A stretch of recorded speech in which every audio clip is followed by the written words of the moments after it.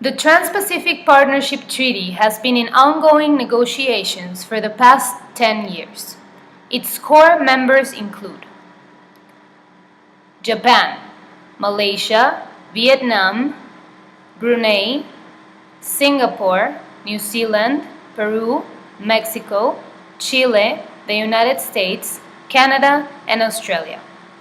But today we are going to tell you what they are not telling you about the TPP agreement.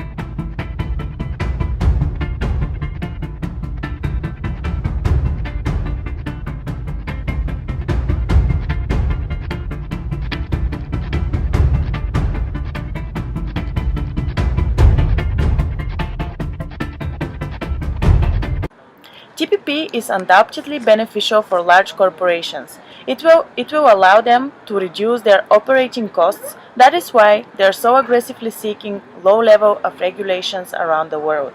They pledge for fairness and restrictions on the government support for domestic companies. However, these actions will enforce unequal competitions because companies in the developing countries does not have the technologies and resources to compete with them.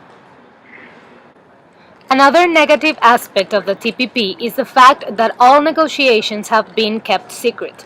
There is very little information made public, and this makes people worry and speculative about why is there the need to hide all of this information from the The public. countries in the TPP are all in different stages of development. The reduction or elimination of tariffs will enforce competition between multinational corporations from the developed countries and domestic firms in the developing countries. For example, Mexico's actual context is completely different in comparison to its fellow TPP members.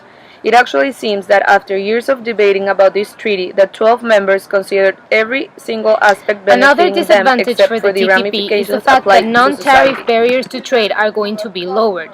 Tariffs to trade are a set of rules that if they are lowered, they will encourage exports. However, non-tariff barriers to trade include other things like financial institutions, capital, and labor. If these barriers to trade are lowered between developed nations and developing nations, there will be a lot of discrepancies between the volumes both nations either export or import, and the fact that they are going to be lower does not necessarily mean that they will have any benefits. Perhaps one of the most worrisome issues that the TTP is presenting is the fact that the trade deficit for most developed nations is going to keep rising. The United States, for example, has a very large trade deficit right now. With the TTP, the country will not only export more, it will have to import a lot more as well. This will cause the trade deficit in the country to even rise, not stay the same or lower thanks to exports. The intellectual property regulations of TPP will only be beneficial for corporations, and it will have a bad influence on developing countries. It will restrict their access to artwork and books, and therefore will affect education. Many health groups such as Doctors Without Borders have campaigned against the TPP because its rules on intellectual property rights would actually keep cheaper generic drugs out of reach of millions of poor people in developing countries.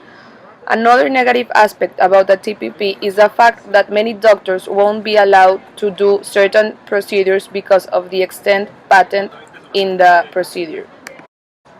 The inclusion of countries like Peru and Vietnam will result in developed nations offshoring many of their procedures and fabrics to these countries. Another effect this will have is the fact that many jobs will be lost to lower wage paying countries like the ones mentioned before. Is it too late now to say sorry?